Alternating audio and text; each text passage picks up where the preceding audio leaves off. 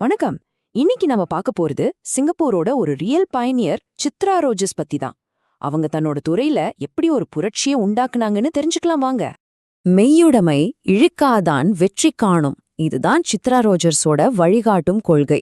சிம்பிளா சொல்லணும்னா, நேர்மையா தளராம இருந்தா வெற்றி நிச்சயம். அவரோட வாழ்க்கை பயணம் முழுசுக்கும் இதுதான் ஒரு பெரிய அடித்தளமா இருந்திருக்கு.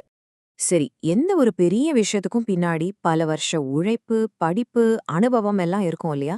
சித்ராவோட அந்த ஃபவுண்டேஷன் எப்படி உருவாச்சுன்னு இப்ப பார்க்கலாம். அவரோட கல்வி பயணத்தை பாத்தீங்கன்னா, பேர்ல் பார்க் பிரைமரியில ஆரம்பிச்சு புக்கிட் மேரா செகண்டரி ஸ்கூல் போனாங்க. ஆனா இங்க ஒரு முக்கியமான டர்னிங் பாயிண்ட் சிங்கப்பூர் டிஸ்லெக்சியா அசோசியேஷன்ல அவங்களுக்கு கிடைச்ச அனுபவம் தான். அதுதான் பிற்காலத்துல ஸ்பெஷல் எஜுகேஷன் மேல ஒரு பெரிய ஆர்வத்தை கொண்டு வந்துச்சு. அதுக்கப்புறம் சவுத் வெல்ஸ் யூனிவர்சிட்டியில டிகிரி, இப்ப பாருங்க ஸ்பெஷல் எஜுகேஷன்ல மாஸ்டர்ஸே பண்ணிட்டு இருக்காங்க. கத்துக்கிறதுல அவங்களுக்கு இருக்கிற இந்த ஆர்வம் நிஜமாவே ஆச்சரியப்பட வைக்குது. இங்கதான் ஒரு ரொம்ப சுவாரஸ்யமான விஷயம் இருக்கு. அவரோட தகுதிகள் ஒரு கலவையா இருக்கு பாருங்க. ஒரு பக்கம் கற்றல் கோளாறுகள், குழந்தை உளவியல் மாதிரி அகடமிக் குவாலிஃபிகேஷன்ஸ், இன்னொரு பக்கம் குதிரை சவாரி, யோகா மாதிரி பிசிக்கல் ஸ்கில்ஸ். இது ஒவ்வொன்றுமே அவரோட தனித்துவமான சிகிச்சை முறைக்கு ஒரு பவர்ஃபுல்லான டூல் மாதிரி ஆகிடுச்சு. அவரோட அறிவு சிங்கப்பூரோட மட்டும் நிக்கல. ஆஸ்திரேலியா, யுஎஸ்ஏன்னு பல நாடுகளுக்கு போய் பாத் இன்டர்நேஷனல், ஸ்ட்ரைட்ஸ் டு சக்சஸ் மாதிரி சர்வதேச அமைப்புகள்ல பயிற்சி எடுத்திருக்காங்க. இதனால அவங்களுக்கு ஒரு உலகளாவிய பார்வை கிடைச்சது. இது அவங்களோட நிபுணத்துவத்தை இன்னும் வலுவாக்குச்சு. சோ இவ்ளோ அறிவையும் அனுபவத்தையும் வச்சுக்கிட்டு அவங்க சிங்கப்பூர்ல ஒரு முக்கியமான தேவையை கண்டுபிடிக்கிறாங்க. அந்த சவாலை அவங்க எப்படி எதிர்கொண்டாங்கன்னு பார்க்கலாம். அவங்க முன்னாடி இருந்த மிகப்பெரிய கேள்வி இதுதான். யோசிச்சு பாருங்க, சிங்கப்பூர் மாதிரி ஒரு சிட்டியோட மையத்துல குதிரை சிகிச்சைக்கு எப்படி இடம் தேடுறது? அதுக்கு பெரிய இடமும் நிறைய ரீசோர்ஸஸும் வேணுமே. இது உண்மையிலேயே ஒரு பெரிய சவால்.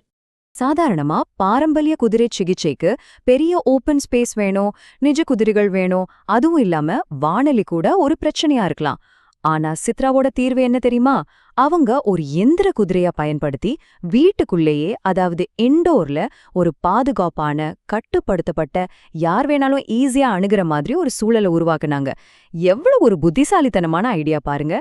அது மட்டும் இல்ல, இந்த முறை வச்சு சிங்கப்பூரோட முதல் உள்ளரங்க சிகிச்சை முறை குதிரை சவாரி பள்ளியை ஆரம்பிச்சதே சித்ராந்தான். இது ஒரு வரலாற்று சாதனை.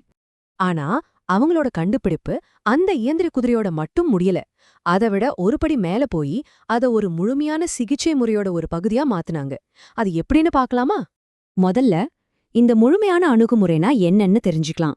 இது வெறும் அறிகுறிகளுக்கு மட்டும் ட்ரீட்மெண்ட் கொடுக்காம ஒருத்தரோட உடல், மனம், ஆன்மா இது எல்லாத்தையும் சேர்த்து ஒரு முழு மனுஷனா பார்த்து சிகிச்சை கொடுக்கறது. இங்கதான் அவரோட முறை ரொம்ப தனித்துவமா இருக்கு பாருங்க. அவங்க 3 விஷயத்த ஒன்னா சேர்க்கறாங்க. 1, குதிரை மூலமா கத்துக்கிற டெக்னிக்ஸ். 2வது, அவங்களோட சிறப்பு கல்வியறிவு. 3வது, மனசையும் உடலையும் இணைக்கிற யோகா பயிற்சிகள். இது ஏன் இவ்ளோ பவர்ஃபுல்லா இருக்குன்னா, குதிரை சவாரி ஒருத்தருக்கு பேலன்ஸையும் தன்னம்பிக்கையும் கொடுக்குது. சிறப்பு கல்வி ஆற்றல் திறனை வளர்க்குது. யோகா உணர்ச்சி ரீதியான கட்டுப்பாட்டை கொண்டு வருது.